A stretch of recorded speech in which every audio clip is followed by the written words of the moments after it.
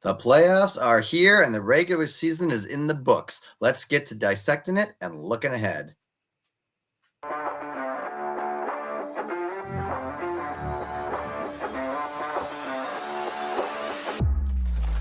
That stuff. And honestly, some of the new designs. The black and the Saints. So officially giving up on Taysom Hill, I'm sorry.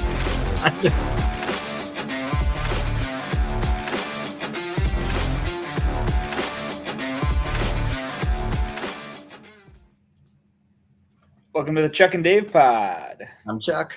And I'm Dave. Here's the pod. Here's the pod. Only 4 weeks left of the pod. Only 4 more weeks. That's sad. Before we crawl back into our hibernation hole. And wait for... Well, maybe we'll have a... I don't know. I mean, maybe we'll film the owners meeting. Oh, yeah, that'd be good. That would be good. The owners meeting. We could be in the owners meeting on one computer and then giving a live pod commentary on it. Ooh, that'd be good. And then we just keep going back and be like, oh, I don't know, I really love that. We're like, that's the stupidest idea ever. I cannot. That would be good. That would be good. Got to get, we got to probably have a Josh on at some point. Yeah, probably. A state of the league address. That'd be good. That's a good idea. Mm-hmm. That's a good. Or he can just be solo on it, and we can be commenting on his speech. Yeah, It's true. I like that. Well, the regular season is officially over. 14 weeks down. Yep. I'm officially on vacation. Officially on the clock. I'm officially on the clock. Get that research going. Officially. Pick number 1. Yeah. Got to see what the keepers are first, Well, yeah, but I mean, honestly, for the most part, the people that'll be eligible, that are going to be like projected to be pick 1, were probably. But ideally, I'm gonna want to see all the matchups for each player, because I mean, as long as they're all green, that's who I want to pick. Yeah, you don't want to pick a player who has any red on that schedule at all the whole year. Honestly, looking here, the last couple of years, the first overall pick has not done great. Last year's first overall, this year's was Justin Jefferson, which didn't work out well for Sam. Last year was Jonathan Taylor, which didn't work out well for me. For you. And 3 years ago was Dalvin Cook, and he only scored 189 total. He must have gotten injured as well. Must just be some bad luck there. 2020, it was the Bulldogs taking Ezekiel Elliott. Yeah, I remember that. That was a bad. Only scored 178. Wow, this is a pretty long stretch of futility here. 2019, it was also the Bulldogs, and they took Deshaun Watson, and he did score the highest points in the league that year. So that was the last time we had a quarterback going number 1. That does make sense for the Bulldogs. We've honestly only gotten smart with the draft in the last 2 years. Yeah, I think. Yeah, it's true. Because it was always a flurry rush for the quarterbacks. It's true. Because they scored so many points. Yeah. But even the 10th quarterback is going to score more points than most of the players. Yeah, that's true. Problem is if you can rack up a couple of good running backs and wide receivers, they can really push your team forward. Well, I mean, I think it's pretty clear the recipe anymore is to get a low round keeper that's a high-end running back or wide receiver, and then pick 2 more in the first 2 rounds, and you have 3 really solid players to build around. Yeah. If you can nab one of the better quarterbacks around 6 or so, yeah, you got a really good team. And then if they stay healthy, of course. Obviously. But that's kind of the strategy anymore with our league. It'll be interesting next year when we implement 7 keepers. I mean, Jordan, you talk about Jordan's Dynasty League, they have 8. I feel like a Dynasty League would just be miserable. While you're on top, it'll be good for a while. But if we were to say, hey, your team that you have right now is the team that you got, man, I'd be polishing this bottle off far sooner than I am right now. It would be darn hard to, I think. I mean, it would be more like real life where you're just having to build and grow in the future. But hey, the dog's getting loud here. For us, I'm gonna pop him up on the seat here, and then we can get into it.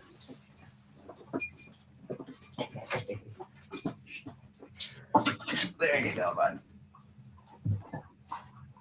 All right, let's talk about week 14.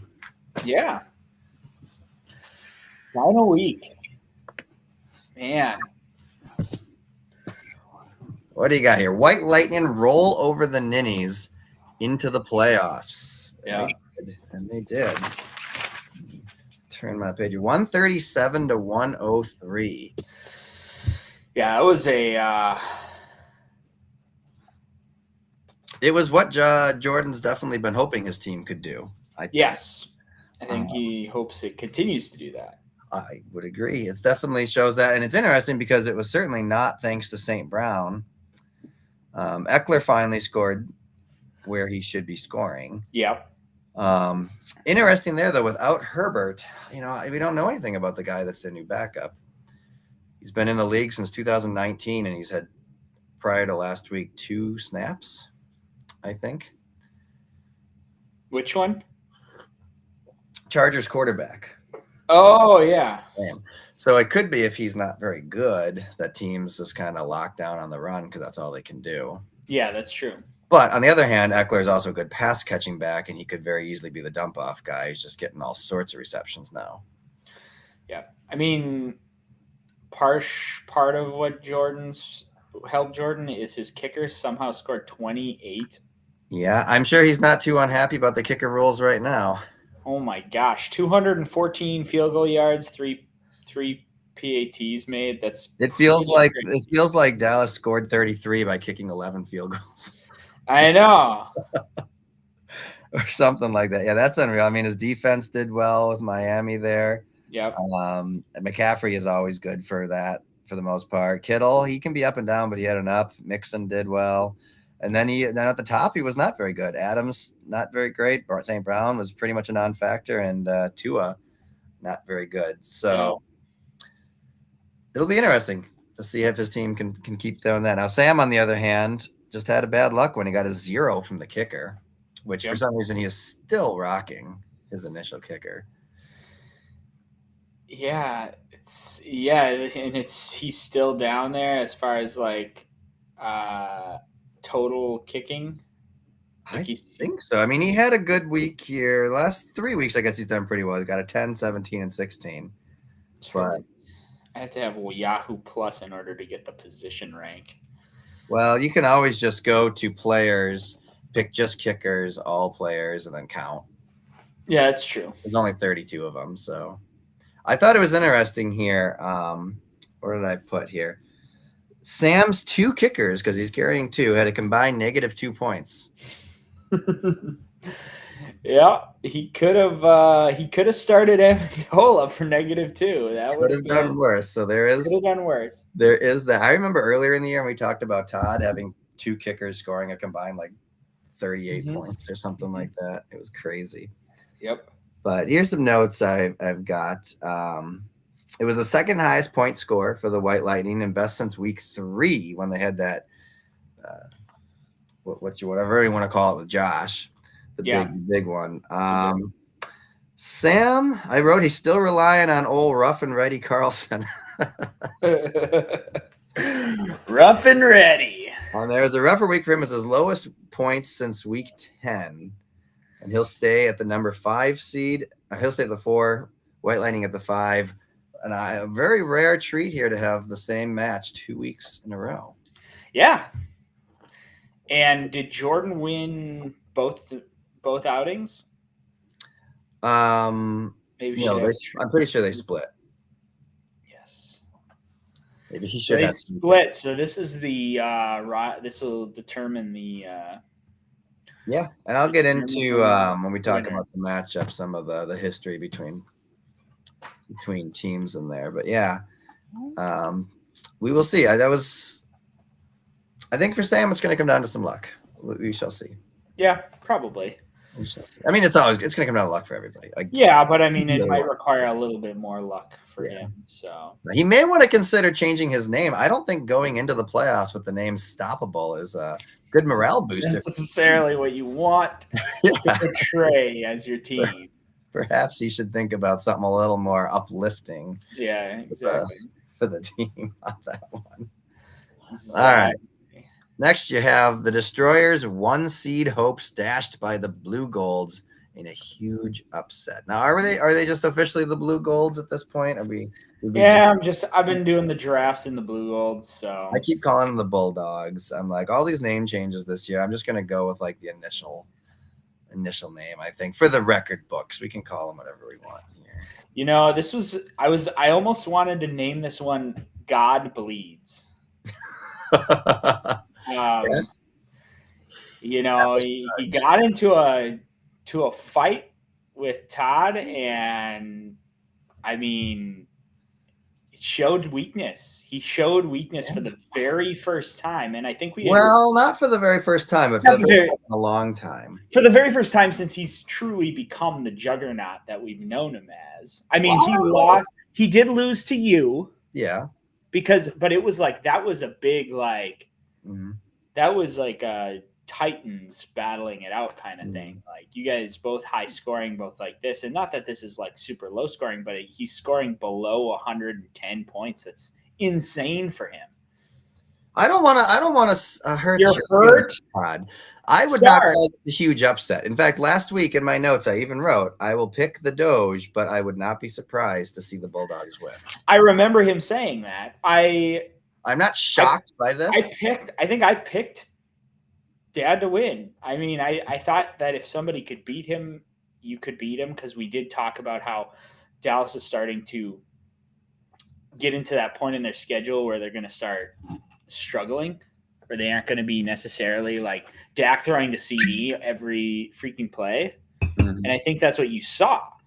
Their kickers had to kick a bunch of field goals, and it meant that Dak Prescott wasn't getting in the end. I mean, those two still did all right, 17 and 15 points. He was hurt by Tyreek Hill, obviously, as he was keen to quickly tell us that it was all Tyreek Hill's fault. But Tyreek came back in the second half. From ETN, he got a good game out of Barkley. But Laporta let him down a little bit. Moss didn't do great. Tucker did well. And then Houston, when you look at it, nobody really did terrible. But he, 109 is pretty low for him overall. In fact, what do I got here? The Destroyers had their lowest score since week 4, and it's their first time under 120 since week 6. So that's a pretty impressive run they were on. If I were Alex, I'd be happy it ended here and maybe not in the playoffs. But we'll see. His 3 quarterbacks could have, either one of his backups could have. I wrote down here, I said, I don't know how Alex does so well with 3 quarterbacks and 2 defenses. We would make fun of teams like that traditionally. Yeah. And he still pops out whatever he wants most weeks.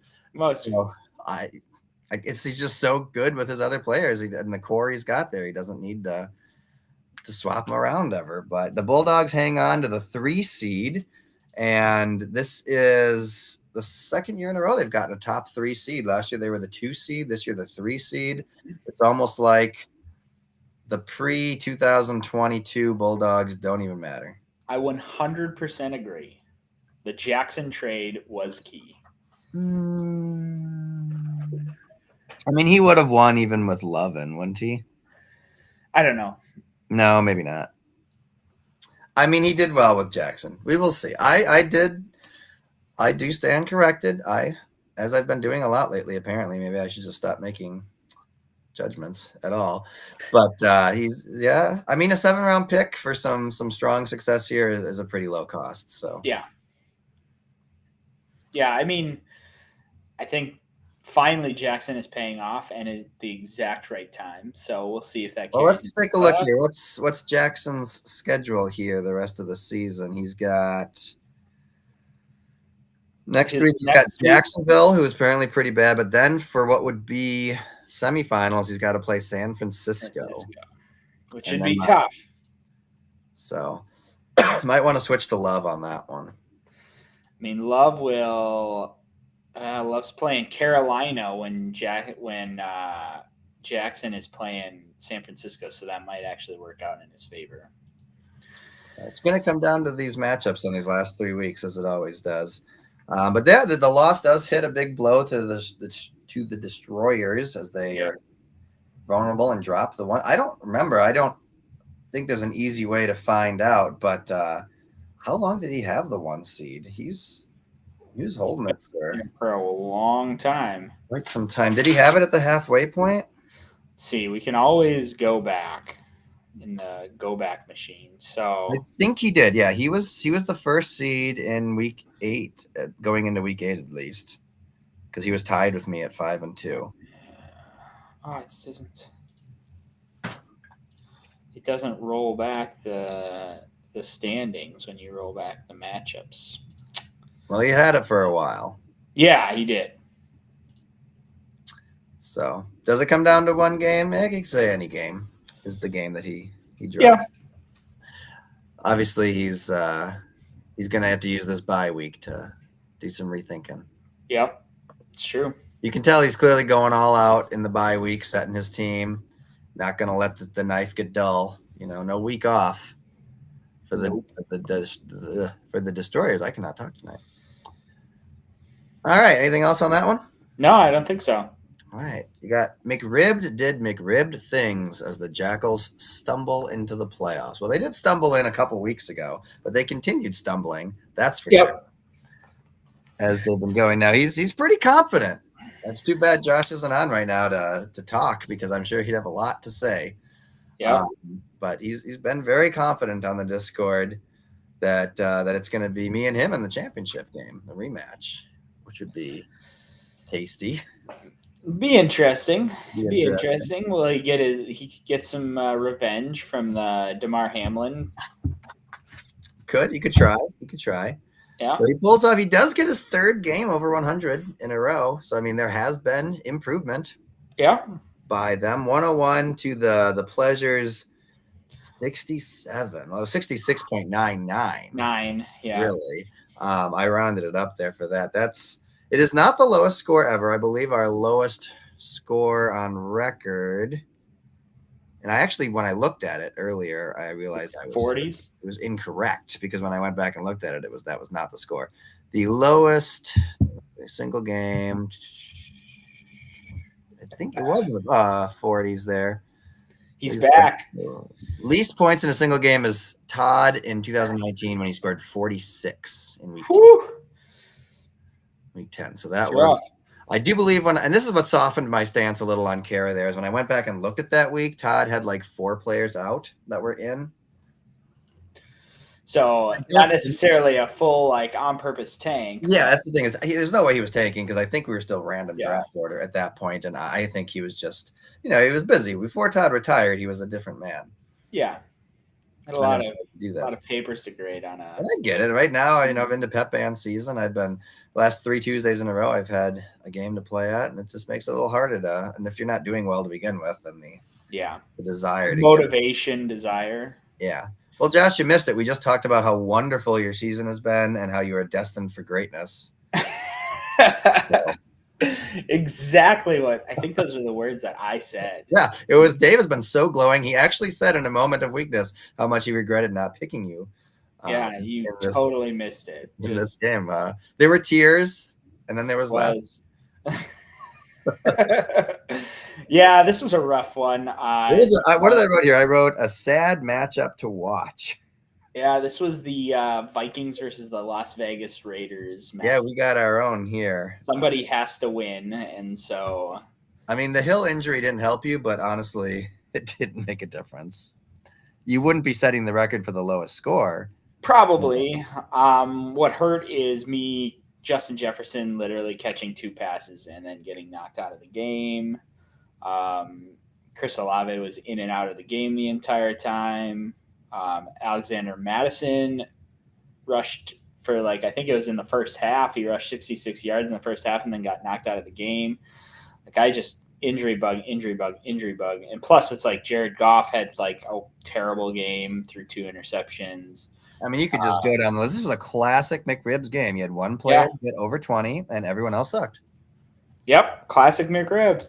And a bunch of guys on my bench that probably don't deserve to be in my starting lineup somehow score 1 million points. Yeah, I mean Wilson will score on your bench. He will not. He will. He only scores on the bench. Yep. All right. So we got a question here. How in the world did I pick Dave last week? Well, to be honest, and I'm sure I did my reasoning last week, but I just fully expected the Jackals to underperform, and I thought that it looked promising that the McRibs were going to actually be able to top out over 100. Things did Justin Jefferson was coming back, man. Things did not work out. And Jefferson will get to play with his 3rd quarterback of the year.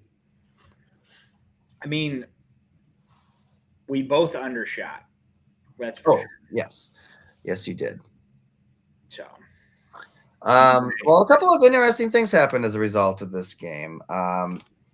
The McRibs took our current season record for losing streak, passing the Fergals, now with 7 losses in a row. Definitely thought Dave was intentionally trying to lose that game.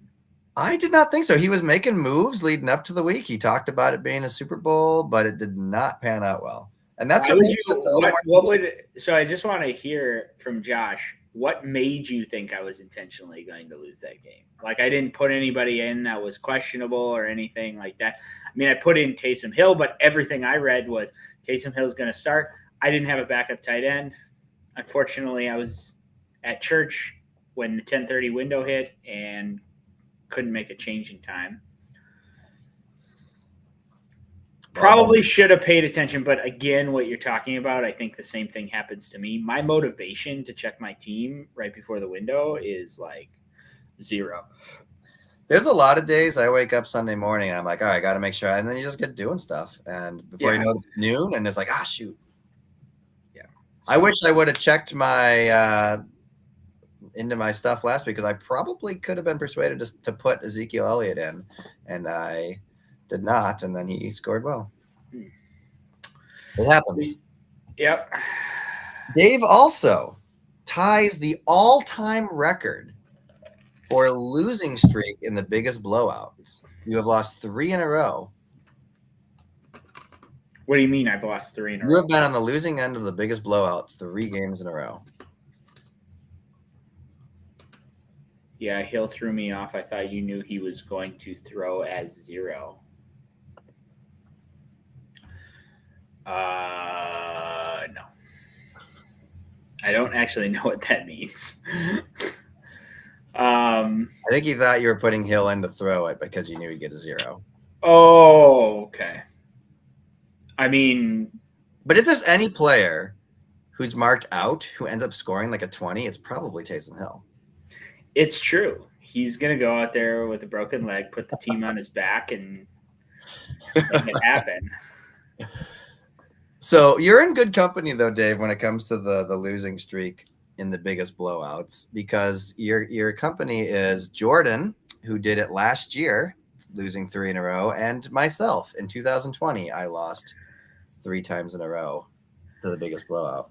I think it'd be pretty hard for anyone to ever get to 4. Yeah, I don't think so. You'd have to have some pretty strong competition 4 weeks in a row. Yeah. What did I put here? The Jackals now have an issue, obviously, with no Herbert, trying to check out that. But honestly, if the Jackals had Herbert the whole game, they would have had a pretty solid score, probably around 118, maybe 120, something like that, which would have been his highest score in quite some time. It'd be the most points since week 10. I actually wrote that down. So he goes in as the 6th seed, and Dave is on the clock, as we said. Heck yeah. I'm on the clock. So I don't know if you want to, maybe, I'm sure once you get things put together, you'll want to put out for everyone who's your fans, where the McRibbed party is going to be. Yeah. Draft probably. Party. Draft party. Too bad we don't bounce the hosting of the draft around. I wouldn't mind going down to Florida and doing a draft party. I mean, I do think that at one point it would be fun to do a live draft where you have a draft board and people are calling it out.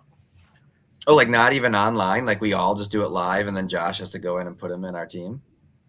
Yeah. Well, I love that. I did it once and it was actually pretty fun. I think it'd be fun. It would be logistically very challenging for our. It would be extremely challenging, but so. Sackler Browning or Taysom Hill. Remember that, Josh. Taysom. He is on the table there. He's on. We can't just because I will drop him. I will just drop him, and as long as you have a low waiver priority or a high waiver priority, you should be okay. Anyways, let's keep moving. Yeah, last game we have the Giraffes tank is what the Polecats are thankful for this year. I will admit that the Polecats would very easily have lost. The Fergals would have scored 126 had they put their players in. And that would have been only her 4th highest score, I think, actually, surprisingly, of the year. So I definitely, originally I was like, oh man, why is she tanking so hard? There's no way she's even going to need to do that against me. And then I hit on hard times. It was only because of Henry's last minute touchdown in Monday night that I even broke 100 points. But I'm glad that I at least broke 100 points. It's true. Yeah, we had some fun. Kara was going to pretty much just pull a bunch of people. But I convinced her that like at least put somebody in. Like it doesn't have to be such. She took J.K. Dobbins off of IR to put him into the game. Like that's just like that. That is bold. Tore his Achilles week 1. He's getting there. Back in. Get him there. That's better than Aaron Rodgers coming back. Yeah, and I mean, obviously, Alex had to lose too in order to lose the seed, but this win does give me the top seed, and I will take that. The Polecats become the first team in our modern era since 2016 to win the top seed in back-to-back years. Wow. And I'm also only the second team or second owner to have 2 first seeds to their credit, the other one being Jordan, who I don't remember what other week he won it in 2021, and then I think he did in 2018 or something. So I'm honored to hold it for 2 years in a row. What did I put here? How's the tension over there, Dave? What do you mean? With you eking out a loss as well. Yeah, she was frustrated. She's definitely frustrated. Clearly that was her number one goal. She truly believes she deserves it. Although, to be fair, if you look at the stats, if you look at the person that's on the bottom deserves to be on the bottom. And I mean, I put this in Discord, but the person in 7th place does not deserve to be in 7th place. The person in 6th place deserves to be in 7th. And the person in 7th deserves to be in 6th. I truly believe that Kara deserves to be in the bottom. I'm not entirely Josh deserves to be on the bottom. I don't know that I agree with that, but if you look at their teams, but if you look at the points scored, there's no competition there.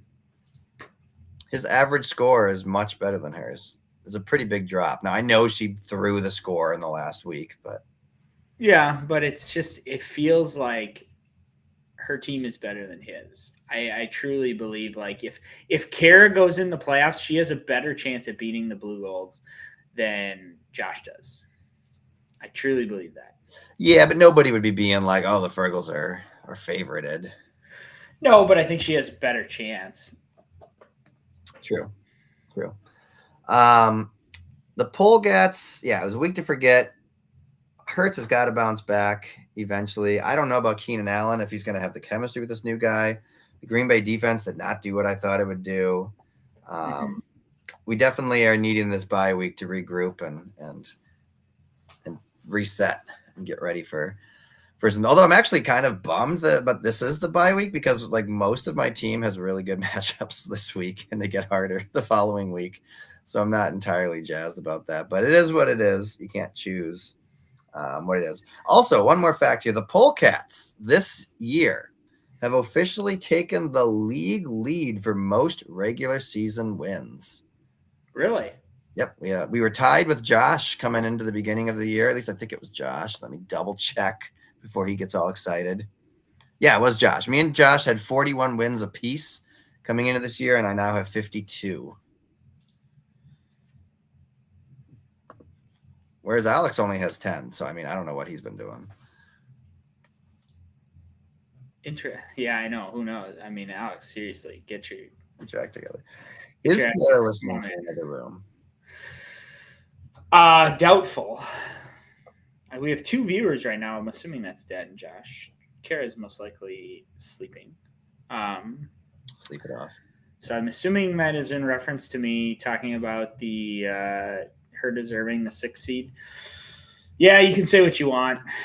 I still have more faith in Kara's team than in Josh's team. He's going down. He's going down on that ship.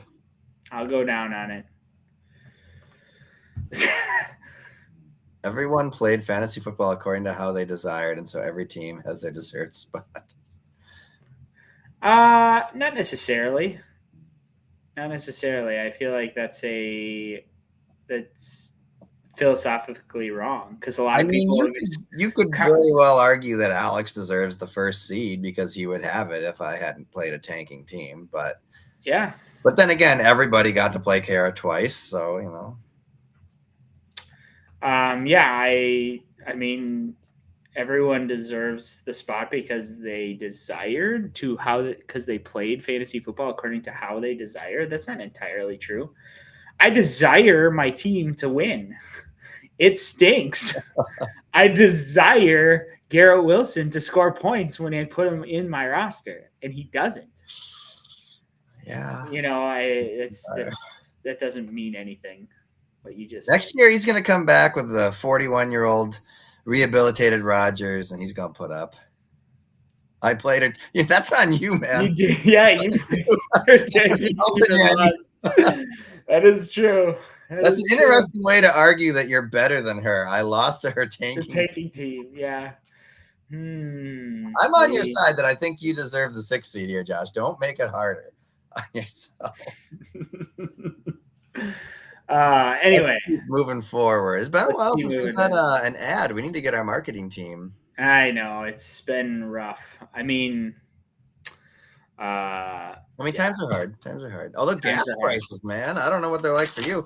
We're at $2.73 right now down here. Yeah, a little higher. I think I filled up yesterday at like $2.85. So it's good. I don't know why it's down so low. Must be an election year. I technically did not desire to get last place. I desired to do better next year because I knew that I wasn't going to get any better this year. I wasn't desiring for last place. It just happened that I got last place. All this talk about I did deserve last place because my team stinks. All this talk about desires get me a little hot and bothered. We need to move. I know. Past the desires. Yeah. So the regular season is over. I dropped some stats there, and I'll have some more going forward too. But the point scoring champion was Alex with 1,738 in there, and of course Dave here is at the bottom with 1,287. And I will let you know, Dave. I got a record for least points scored ever. You have the new record for lowest ever in the regular season. And I will tell you this, Dave, it wasn't close. You averaged 91 points a game, I believe. Yeah. And second place was last year, actually, when Jordan was averaging like 94. You have to go back to the trash point days of NFL.com to find someone who scored less than you. And in both of those cases, the leading team only averaged 78 points a game. So that's why the whole league was worse than you. So since we've been in PPR, because I don't think NFL was PPR. No, it was not. You have quite the record there. That might be pretty hard to beat. So, but wait, was Alex's most points scored? Because Alex's most points was nowhere near what I set last year. I was gonna say, like, last year the Polecats ended the regular season averaging about 140 points a game. And what did Alex? And Alex ends at 124. So is just league average down? So could we just say that the commissioner monkeyed some rules and caused the league average to drop? Is the whole league down? I would have to add those all up, I guess, and see. Because then it doesn't make me feel as bad. You know what? I will write a note to do that after the pod is done here. Write a note here. League average, because that intrigues me now. Because I'm curious if that has something. Because I feel like Alex's team has been such a juggernaut that it's almost hard. But he's already been juggernauting in the 130s. You know. Last year, I was juggernauting in the 150s. I know. But, I mean, in the NFL, offense is down this year. That's true. You've got a lot of teams with injured big stars and quarterbacks and the like. So it's just a harder one for it. And I think, I don't know, in a way it feels like the teams are a little more evenly distributed possibly this year. Because I don't feel that. But you don't feel that way, I'm sure. No monkey business here for Josh. So it is. I mean, it's good. Your lawyers say the right things, Josh. I believe that's true. So I wanted to go back and revisit because after week 7, I prognosticated, like the pigskins do, over what I thought the rest of the season would entail. So I think it's good to go back, and as people have been keen to point out recently, that I should own my comments, bad or positive. So I'll go with the finishing order here. So the Polecats, I said their ceiling was going to be 10-4, and they did get to 11-3. That's right. I remember this. This is going to upset me. I had the Polecats floor as 7-7, so that did not get very close to that. The Destroyers, I had their ceiling at 10-4, and they nailed it. Nailed the ceiling. Nowhere close to his floor, which I also had at 7-7. The Bulldogs, I put their ceiling at 7-7. Ooh, so I most underestimated the Bulldogs because they beat it by 2 wins. But to be fair, at that point, the Bulldogs were 3-4 and had losses to the Polecats, the Jackals, the Nincompoops, the Destroyers. They just weren't that good at the time. But the Bulldogs, I think, only lost 2 games the whole second half of the season. So nice. You proved me wrong again. I think that's just what Todd does now. Just proves me wrong. Proves him wrong. He is my nemesis for the statistics. Which makes sense. He's probably better at it than me. Statistical anomaly. The Nincompoops, I said their ceiling was 8-6. Boom. Got it. Nice. Nailed it. I said his floor was 6-8, so I put it pretty narrow for him. The White Lightning, I said their ceiling was 7-7 and their floor was 5-9, and they finished 6-8. They just hit the bullseye right there. Right in the middle. Todd's blaming it on bye issues mid-season. Yeah, it's possible. It sounds like a Josh excuse. Speaking of bye issues, after I beat you. Actually, he would still play the next week, but yeah. Got fire. The Jackals, I said their floor was 6-8. They met their floor. There you go. I thought the Jackals might get as good as 9-5, so I was a little actually over. See, Josh says everyone's always down on him. I thought you'd get 3 more wins, possibly. You proved him wrong, Josh. You proved him wrong. Don't say I don't have faith in you. The Fergals, I said their floor was 3-11. Ayo. They were all over the floor. They went right to the floor. I said their ceiling was 7-7. I remember at the time she was coming off this 3-game 120 week. She just gotten 144. We thought for sure she was going to be something else in the second half. It did not happen. How things change. And then the McRibs, I had your floor as 4-10. So I severely undershot. You overshot. You're the only team that undershot the floor I set. So I thought you could have gotten as good as 6-8. I had 2 wins back then, correct? You were 3-4. You did not win at all. So I have not won. Nope. That's your 7-game second half of the season. Nope. 0-7. Yep. So I think I was fairly close. Maybe next year I should make it harder and go for like what I think will be the actual record instead of floor and ceiling. But another interesting tidbit, and I might have thrown this out there on the Discord, but you had 3 underdog wins and no favored losses, meaning that you were never favored in any game. Woo! This year, which has got to be a record. Yeah, you haven't really been keeping track of favorites. No, this is the first year I've done the underdog wins and the favors. And the best overall record would have been the Destroyers. What is it? 72 plus 26 is what, 98? So out of 98 games possible, the Destroyers would have won 72. So they set the high mark. Yeah. And the McRibs would have lost 77. Nice. That's enough talking about your downsides, though. I just wanted to touch on those before we start talking about the playoffs. Playoffs Time. And our first 6-seed playoffs since 2017. Oh, when there was a 12 team, when we had a 12-teamer? Well, 2017 we had 10 teams and the top 8 went into the playoffs. Wow. 2016 was 12 teams in the top 8 went into the playoffs. So we have actually had some opportunities for low seeds to upset before, but it's been It's been quite a while. I kind of wanted to talk about the 4 teams that aren't playing this week a little bit. Just kind of wrap up their seasons, and let's start with the losers. Yes, let's start. So the McRibs 8th seed. You were 8th in points for, but only 4th in points against. Yeah.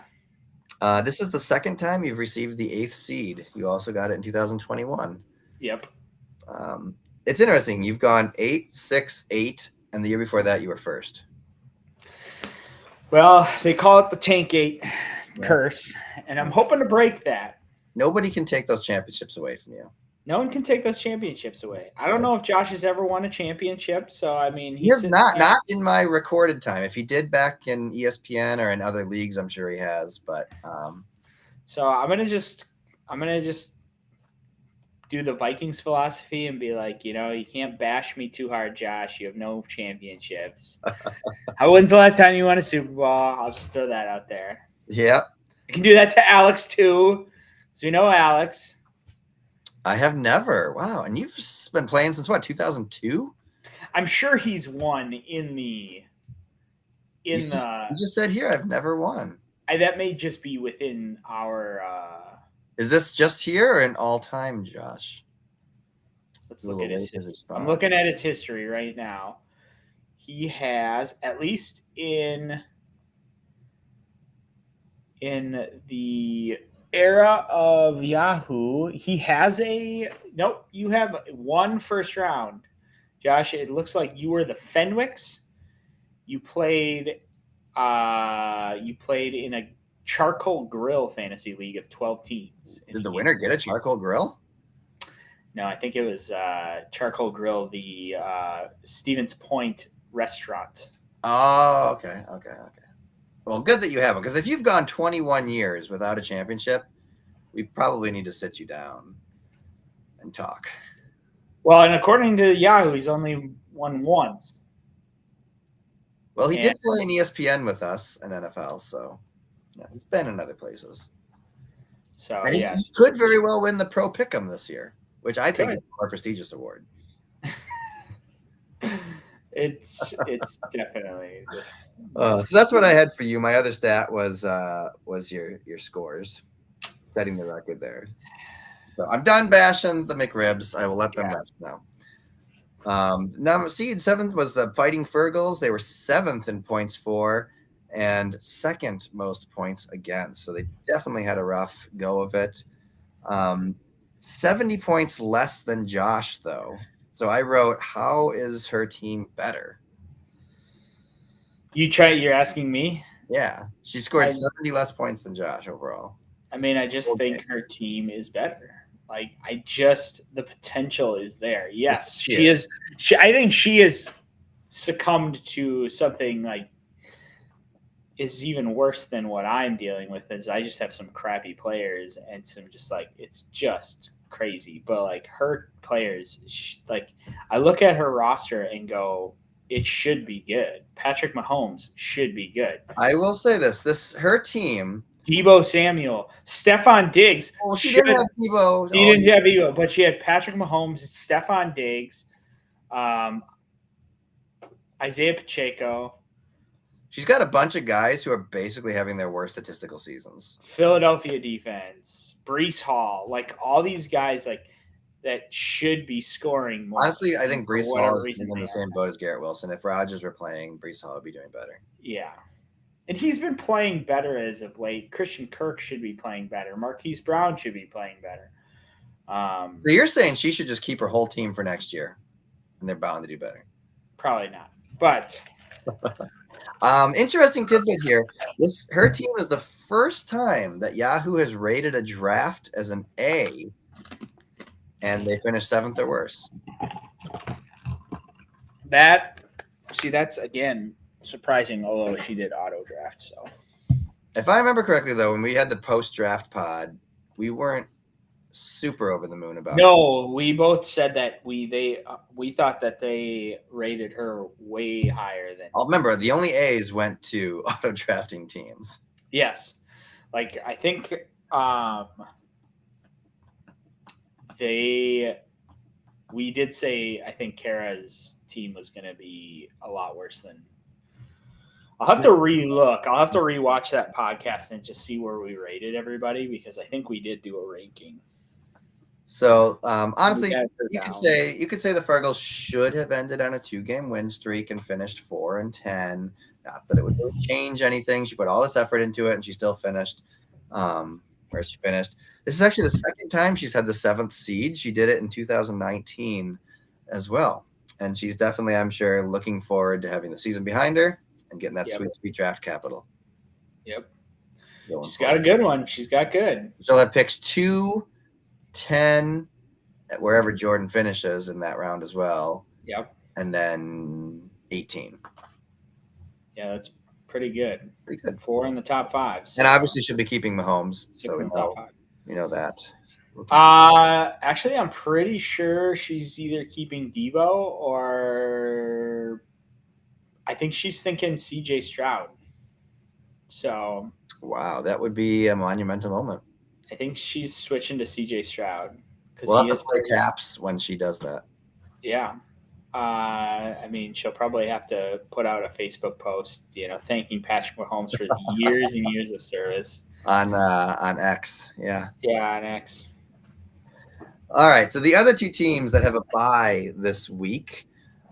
Seed number 2, the Doge Destroyers. So they went 3-3 against teams in the top 4. So for all of their might, a little bit shaky at the top.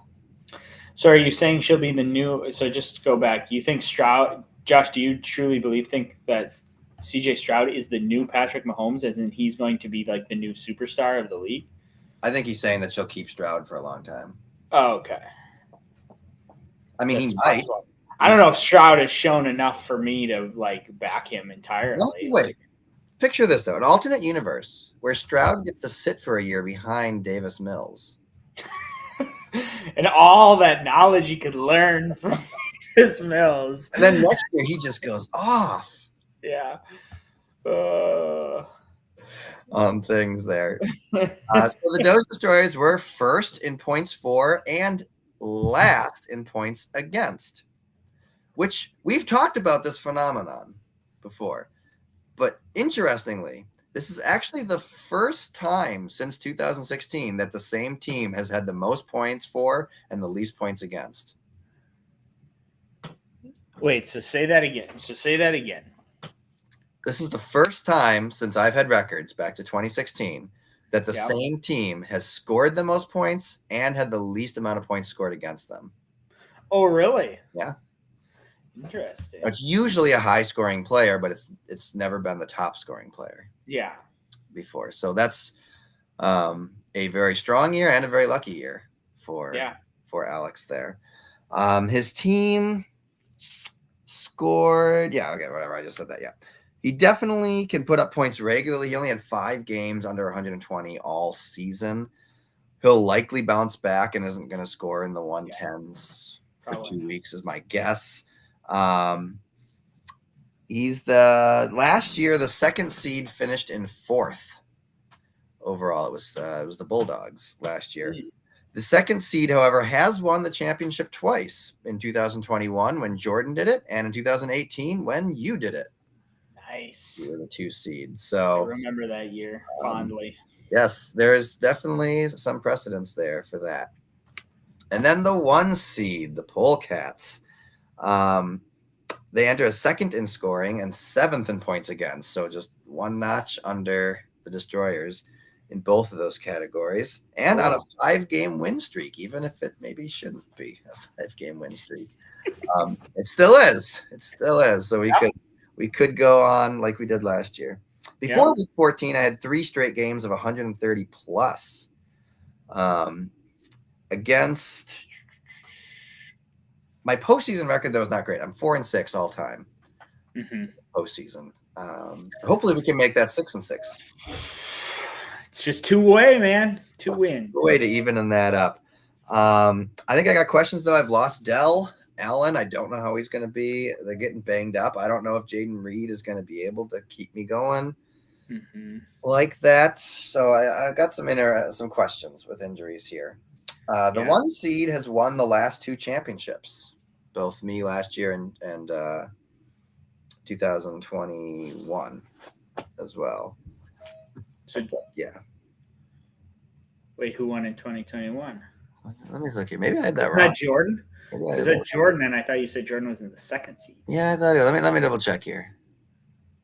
Oh, I guess did I get that year wrong? Maybe I got that year wrong. It was Sam won from the 2nd seed in 2020. So I was wrong. Jordan won from the 1st seed in 2021. Then I won from the 1st seed in 2000. And then also in 2016, someone who's only known as David won from the 1st seed. Oh, yeah. We have no idea who that is. DD's Dynasty. DD's Dynasty. Honestly, I'm going to be honest. I don't know. It would be somebody from Eau Claire because it would be somebody that knew Garrett. Will Alex know them? Probably not. David. Like I was the only David in our friend group in Eau Claire, at least in our circle, and Alex and Garrett's and I circle. So there's just a random other Dave that was in. So there was another David. I mean, there was another David that we knew like way, way, way, way back in the day. Like Garrett and I knew him, but I didn't think that would be the same guy because he graduated like Garrett's sophomore year, and we never saw him again. Mm-hmm. Wasn't David Burrish, was it? Rich's brother. It was not. David, it wasn't Rich's brother. David Burrish. It was not David Burrish. I don't have any records because it's on NFL and I haven't been able to really access that in a little while. Yeah, it's NFL. For that. And the Polecats only lost 1 time all year to a team in the top 4. That was to, I think, Sam. You swept Alex? I swept Alex. I think I swept Todd as well. So that's the 4 teams that are not playing next week. Wow. Well, let's talk about the teams that are. Let's talk about the teams that are. So there's only 2 games. Only 2 games to follow. It'll be a weird week. Let's start her off with Ninnies versus the Lightning, the rematch. All right, so here's a few just generic stats about them to begin with. So the Nincompoops come in with the 4 seed. The 4 seed has won the championship once back in 2000. What year was it? I think I got the year wrong on that. The 2019 when Sam did it from the 4 seed. So he has been in this position before and pulled off a win. Okay. The 5 seed, of course, has never won the championship, but has only had the opportunity twice. Back in 2017, they finished 4th, and in 2016, it finished 8th. And actually, they had a streak of 4 years in a row of finishing 6th. So we'll see where the 5 seed goes this year. The Nincompoops finished 5th in points for, 4th in points against, coming in on a 2-game loss streak after going 8-1 through the middle of the year. Okay. He holds the highest score of the season when he pulled off a 154-58 in week 4. And he's had a knack for winning, but his luck seems to not be on his side. Right now. It's drying up a little bit. Several of his wins have come with low scores. You know, he's not probably going to get that luck in the playoffs. He's 2-4 against top 4 teams, and he's 6-4, however, in the postseason. Sam currently holds the record for the most postseason wins in our league. Really? 6. Yes. Wow. Meanwhile, Jordan and the White Lightning, they are only 2-2 in the last 4 weeks, but they're averaging 128 points during that time. Finished 1st in points against and 4th in points for. He's 5-5 in the postseason. He has 1 championship and 2 finals appearances. I forgot Sam has 2 championships. He would be going for a record 3 in there. He's had strong competition to lose against. He's only beat a top 4 team once, and that was just last week when he toppled the Nincompoops. So speaking of these 2 teams playing each other, they've met. They were 1-1 through this year. They've met twice in the playoffs, and both times Jordan has won. Really? Sam is winless against Jordan in the playoff, or in postseason, I should say. All postseason. postseason. Overall, Jordan has the edge 8-6 over Sam. And let's talk about their game. What are your thoughts? I think Jordan has a lot more decisions to make than Sam does. I think Sam's team is pretty much set. I don't know if you would. I mean, other than maybe switching out your kicker. He will not. He will not. He's going to ride him to the very end. I mean, do you put Drake London in, although he hasn't been really doing anything other than last week? Josh Jacobs is questionable, and it is a Thursday night game, so they may just keep him out. Quad injury. He's gonna have to make a decision with that quickly. It'd be very hard for him to win without Josh Jacobs. Yeah, but I mean, he could put in. He's honest flex, so he could put in Ridley or London or Sanders. Ridley's playing Baltimore. I'd assume I maybe switch out for Amendola for your kicker, Sam. Seriously, Well, Amendola's not playing anymore. But you hope that some team picks him up and just starts him right away. Just ride that. There you go. Ride that train, man. I think next year Sam needs to try to carry both Carlson brothers. Oh yeah, that'd be interesting. Instead of a full team's kickers, you just have the brothers. Yeah, I think he's got some question on if he's going to start Tua over Lawrence. Both have tough defenses.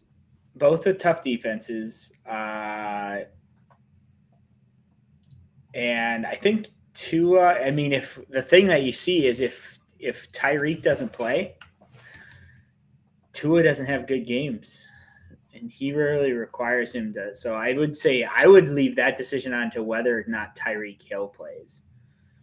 Because if Tyreek Hill plays, I guess you're playing the New York Jets, the one who's the stingiest against quarterbacks. Mm-hmm. You almost have to switch him out. I mean, I've never been so keen on Tua. He's too boom or bust, and they're very far apart. The booms and the busts with him. He's not going to score 16 probably. Although to be honest, Trevor's playing the second stingiest defense. That's what I'm saying. He's got both his quarterbacks are in tough positions there. Yeah. I mean, he's been keeping White on the bench for several weeks, and he's been racking up points. He was playing Green Bay, and Green Bay loves to play really not very really light. Really light against the run. So, I mean, you could do it. I will say this. I drafted White. Oh, really? He put up a 6, and then a 19, and then a 5, and a 9, had his bye, and a 6, and I dropped him. I was like, no. And then right away, he's got 12, 14, 25, 18. Mm-hmm. So it is what it is there. But he may want to consider putting him in. Yeah. I don't know. I mean, he's not going to replace McCaffrey with them. No. And I don't know if he'd want to replace Mixon. In Minnesota could be tough. CMC's projected points are ridiculous. CMC. Yeah. You know, McCaffrey. Really, what Sam needs to hope for McCaffrey is that San Francisco puts up so many points early and it happens to not be McCaffrey that they pull the starters. That's never going to happen. It's all Debo and Kittle and Purdy running it in. McCaffrey doesn't get a touchdown. They're up by 40, so I feel like that's what you hope for every game, and it never is going to happen. I'm just saying, for Sam's perspective, he's going to want that to happen. Of course. I think there's no question about it. The White Lightning have more firepower. They're going to score at least in the 120s because that's just what he's been doing lately. And Sam's team does not tend to score in the 120. However, they can put up a 150 if things line. I don't think this is the week that's going to happen. So you think Sam's getting bounced? My pick, I'll tell you what, I want Sam to win. Okay. I'm rooting for Sam, but my pick is the White Lightning. I also pick the White Lightning. I think it's very hard. I think it's going to be harder for Sam. If Josh Jacobs doesn't play tomorrow, that's almost 100%. Like Jordan could go to sleep and wake up on Monday with a win. I mean, Sam's only scored over 120 4 times all year, and the White Lightning have scored 4 times in the last 4 weeks. So maybe he does. Maybe he pulls off a 160, and we're all wowed, and Jordan is bounced to finish outside the top 4 and ponder what he'll do without any top 4 next year. But I mean, so it's kind of that weird, like, who am I rooting for here? Because if Jordan gets bounced out the top 4, my draft pick in the 3rd round gets better. Well, if he doesn't win the championship, you want him to be 6th. Yes. I either want him to lose this week, or if he wins, I want him to win it all. Like, I need him to win it all because I want that first round pick. The only thing going in Sam's favor here is that Sam has had a strange knack for having teams score poorly against him. Mm-hmm. And Jordan has had a weird knack for having teams score really well against him. Yeah. And that's just, that's not statistics. Sorry, Todd. It's not statistics. It's just the way the fates have done this year. It's just trends. It's statistical trends. It is just the trend. So, I mean, it would be crazy if that happens. But, yeah. Yeah. Yeah. Never know. How about the next one? All right, next one. The 6th-seeded Jackals at the 3rd-seeded Bulldogs. Yeah. Some things here. The 3rd seed, the last 2 years, the 3rd seed has finished 2nd. And actually 3 out of the last 4 years, the 3rd seed has finished 2nd. It has 1 championship. I believe, let me double check it. I think I wrote years down wrong here. 2018, when Dave won from the 3rd seed. You won from the 2 seed in 2017 and from the 3 seed in 2018. Trends are statistics. That's true. That's true. So he's got that going from. The 6th seed has obviously not had many opportunities to do much, but back in 2016, the 6th seed did finish 2nd. So we have had a 6th seed upset. And the owner that year was none other than you. Hey-o! You've got some great historical. My team is full of rich history. You're like the Browns. Like, oh man, back in the 50s, we would dominate. I got good. It's a team with a rich history. You kids are too young to remember this, but fun. But I used to be good. Used to be a somebody. You're like the 30-year-old parent that I have come in talking about how they went to state in high school or something. Yeah. We went to state. 85 Bears, baby. 85 Bears. 85 Bears right here. What else do I have here? The Bulldogs are coming in hot. A 4-game win streak averaging 133 points over that stand. I think the Bulldogs probably have the highest average over the last 3. They're 6-1 in the second half. Josh, your let's go. Chuck's about to throw a bucket of water on top of that fire. Well, the 6th seed has a chance to finish 2nd. There you go. That's exciting. The 6th seed has done it in the past. Oh, by the way, the Blue Goats are playing really well right now. Yeah, so the Bulldogs finished 3rd in points for, and they were actually pretty close to getting 2nd. I don't think they finished very hard behind me in the points for category. What is it? They were only like 13 points behind me in points for. They were 6th in points against, which is interesting. You had one team be 1st and 8th, and then 2nd and 7th, and then 3rd and 6th. Kind of interesting there. He holds the 2nd highest points for a single game when he got 154.73 back in week 12. He's only 2-8 in the postseason, though. 6-1 since the trade. Was the trade in week 8 way back then? Yeah, it was week 8 is maybe it wasn't week 8. When was the trade? It was in November. Because I thought that trade was a week after all the other trades. It must have been week 10, I think. Yeah, week 9 or 10. Either way, the Bulldogs have never appeared in the finals, so maybe this will be their year. Meanwhile, the Jackals finished 6th in points for and 3rd in points against. They entered the playoffs on a win but their highest score in the last 4 weeks is only 114. They're 2-5 in the second half of the season. They have no championships, but 2 consecutive runner-ups. Hey, make it 3. Trying to make it 3. That's what the 6th seed does. Go for the finish there. This is the second time these two have met in the postseason, and in the first time, Josh won, so he has the lead there, 1-0. They're 1-1 against each other this year, and overall, Todd has the advantage of 7 wins to Josh's 6. So they're pretty evenly matched historically. So what do you think? I mean, death taxes and picking against Josh. No, but in all seriousness, I think exactly what you were saying. My dad is coming in white hot. Josh is kind of trickled into the playoffs, and he is struggling right now. I just looking at his he picked Stafford up, so he went with Stafford. At least in his current lineup, it's Stafford. And he's Cup, so he's basically hoping that Stafford and Cup kind of run rampant all over Washington. But is Cup, Josh is Garrett Wilson, where if he's on his bench, Cup scores 25 points, and when he puts him in his lineup, he scores 5. So he has been playing better lately. I mean, they've got a good matchup. And playing well against poor matchups, which is good. But then he plays really poor against good matchups. Achane and Mostert are both in there against the Jets, which is going to be rough. And they're both injured right now. That's some awesome fatherly advice.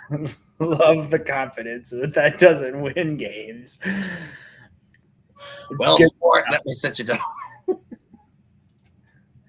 It's good. Is listed. You get your dad on there. You know, I think Josh's positivity would go so far that if he loses next week, he's still going to believe he's going to win the championship. Josh is going to come on and be like, I can still make it, guys. He just will refuse to accept the results. Yeah. Keep your eye on the score adjustments this week. Yeah, just be careful. All of a sudden, the points start going up for some players. So yeah, both the Miami running backs being injured is concerning. Although I mean, they both have a chance. I'm surprised that he just doesn't go full Miami and get Waddle out there too. Maybe see if he can get the Miami defense and possibly the Miami kicker is probably still out there. I mean, the Miami defense is a good have this week, but it is. Yeah, I mean, really. Oh, salty man. I still don't accept the results of last year's championship. We know, Josh. We know. That's bold coming from the commissioner. We read your manifesto last year. I would love to see Goodell come out and be like, I don't accept the results. I don't accept the results of the Super Bowl, but I guess you won. # fly Eagles fly.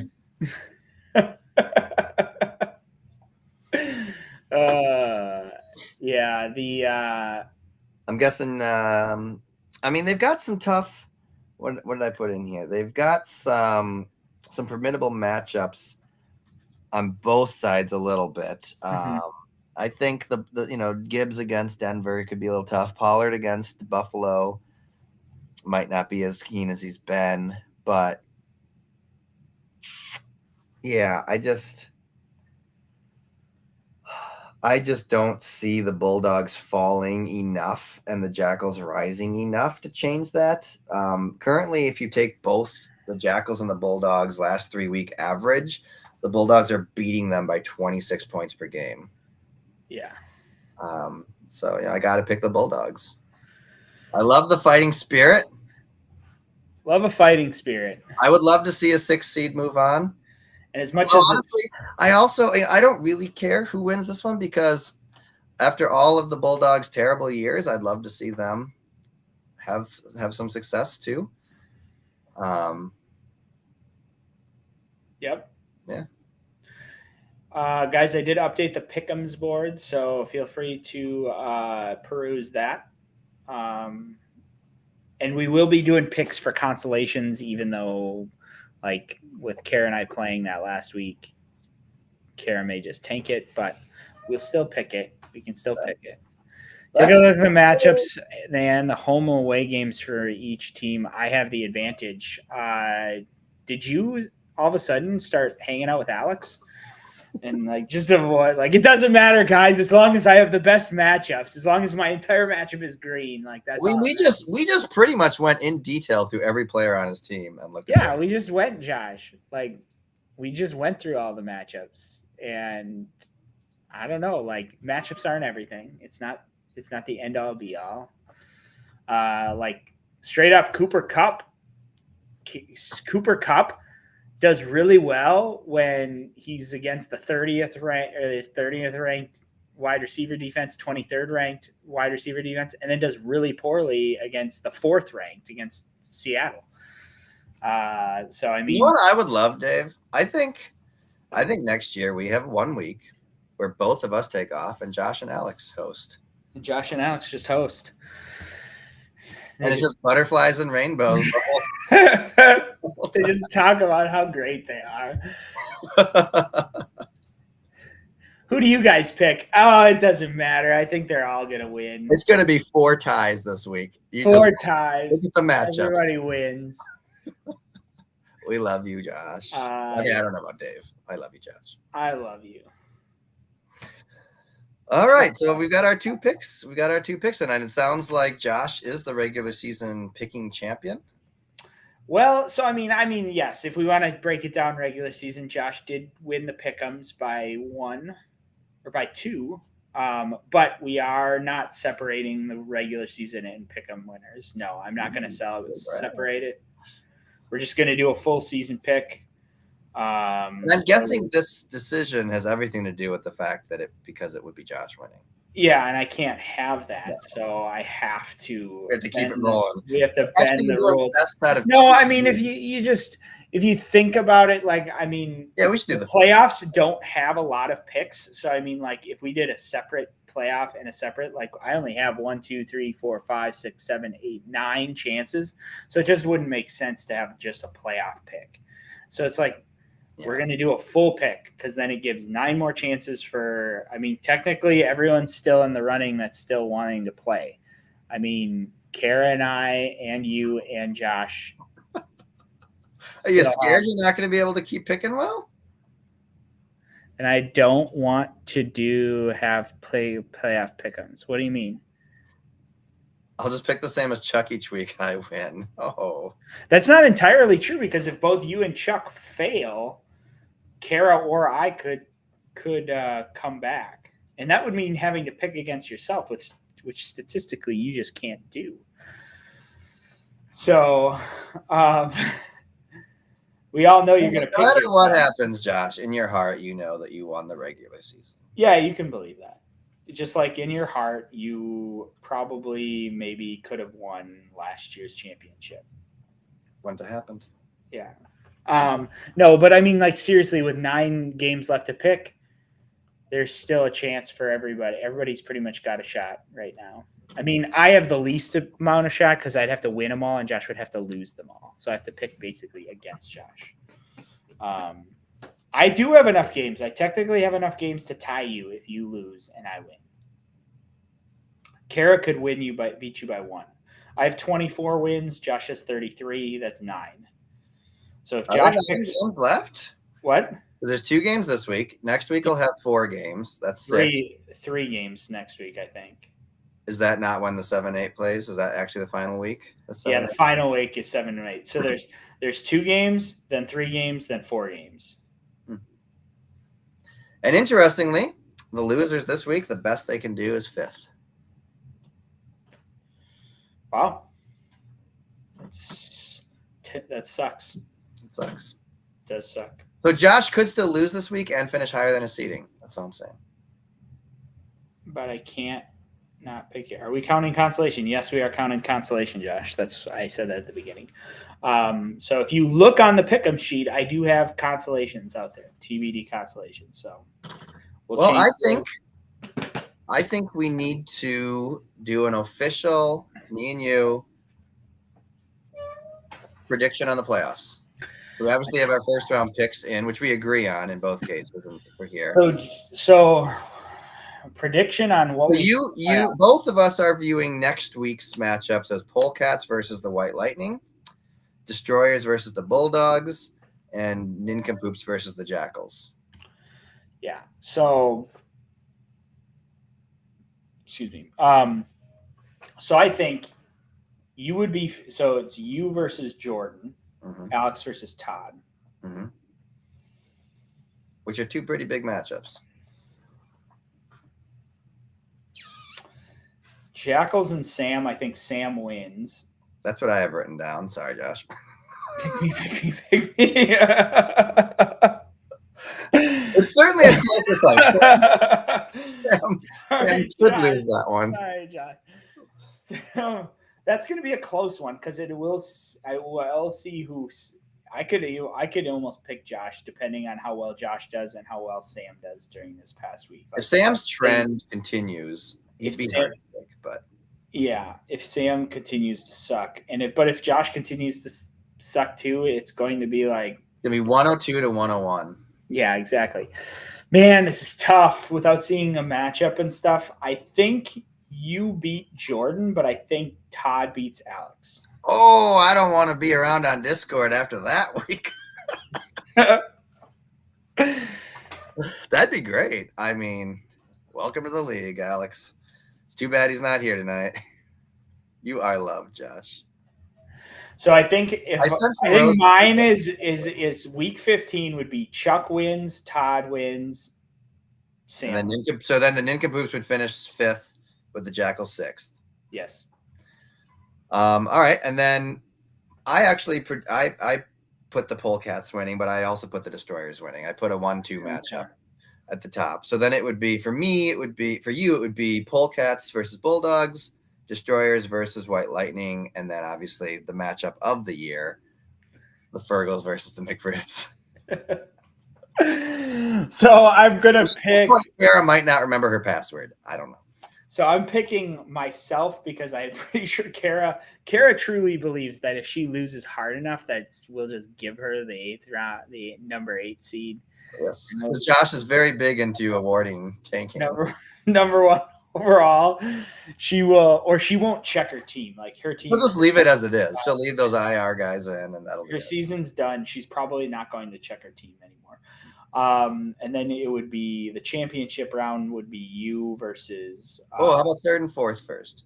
3rd and 4th it would be. You would have the Destroyers versus the White Lightning.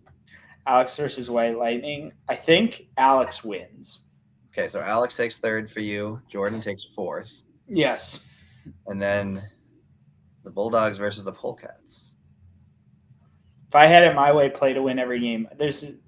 We can talk about that at the owners' meeting, Josh. But how do you enforce that?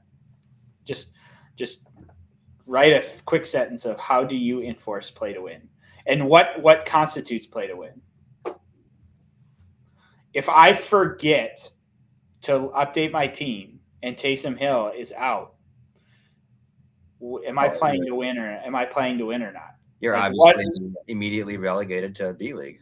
Yeah. What am I like? So I was talking. I was talking to Kara about this, and it's just like I just don't understand how you could enforce. Like, it would be so subjective. Of like, well, this person forgot to update their team this year, and so therefore they are officially classified as tanking, and I think that person has to wear. Therefore, they're going to lose. They're going to lose their 3rd round pick this week. And it's just like person. It's like, what happens if Sam's on a flight and he's out of the country and forgets to check his team, and all of a sudden he's screwed. And now his entire season for next year is screwed because we've created this anti-tanking rule, and technically he broke that rule. Ooh, I mean, I know every player you benched automatically sent to waivers. We did talk about that. Remember about a league where your players would be like, if you let someone on the bench for too many weeks in a row, you'd be forced to drop. You'd be forced to drop them. Yeah. Like if you That was people from just sitting on, which I don't think was as big of a problem this year. People did routinely root, but often you get squatters. But yeah, let's hear your championship pick. So it'd be you versus Todd. Man, again, you're thinking matchups right now. I think I'm an underdog guy, so I think I'd say I'd want Todd to win, but I don't. I'd be curious as to how his team is doing. But hang on, let me look. I gotta look at teams. But you can buy the bench protection plan if you write a check directly to the commissioner, I'm sure. Exactly. Let's look at what Jalen Hurts has got. He's got a pretty easy matchup that last week. Keenan Allen is $10 a month. Dang. He's got a pretty bad matchup. I think your injuries. I'm gonna say Todd. I'm gonna say my dad wins the whole stinking thing. Gets his first championship and first finals appearance. Yeah, I think he wins the whole thing. All so right. Obviously, what's your picks on the last week? So I agreed as far as Nincompoop's getting 5, Jackal's getting 6, McRib's getting 7, and Fergal's getting 8. I would have had the Destroyers beating the Bulldogs though. So then for the third place game, I put the Bulldogs taking 3rd and the White Lightning getting 4th. So we do agree on 4th. Okay. As well. Which is interesting. We agree on 4 on down. And then I had the Polecats and the Destroyers. I mean, that was tough. I don't know. That was really tough. And it's tough to take my bias of wanting to win out of it. But I did beat him twice. So you did. I picked the Polecats to repeat. Wow. A repeat. And be the 3rd repeat champions. I mean, that'd be great. I can see the trophy spot that you've kind of put out right there. It's going to be right there. Yeah. I mean, watch out. Next week, we'll be unveiling the first seed pennant. I mean, I think you should have a motion sensor that walks into the office that you're in that plays the dun da da da da da da da da da da. I mean, that's what I wake up to every morning, and that's how I Hall of Fame music as soon as you walk in the door. That's how I do what I do. Let me just look here. I'm just curious before we wrap it. If I win the championship, I will have a 2-year record of what would it be? 27-6. That's pretty good. That's pretty good. That's a really good. That's a Tom Brady.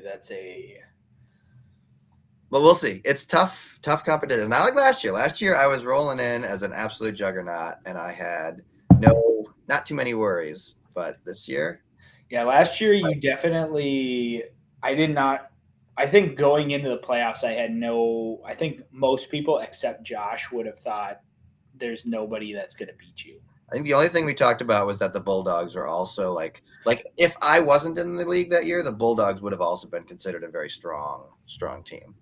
Yeah, but I remember last year we thinking the Bulldogs were like, because they started falling at the wrong time. They started struggling like near the end.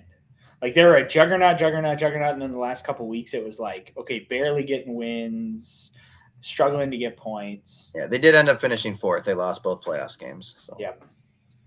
So we will see.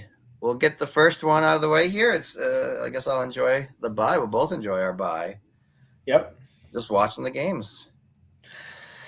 Yeah, I get to not worry too much, not stress about my team scoring no points, even though I get a million notifications about my players scoring. I'm curious if those notifications will continue, if all of a sudden I'm still going to get one like,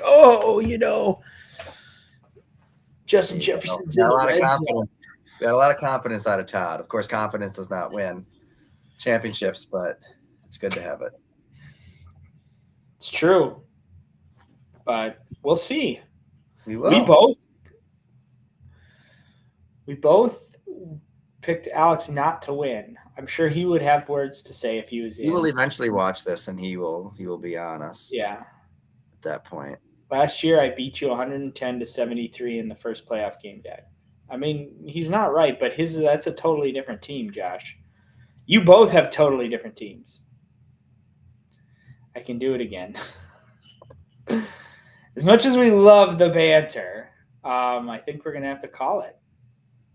Yep, I think that we're ready. Good luck to the 4 teams playing.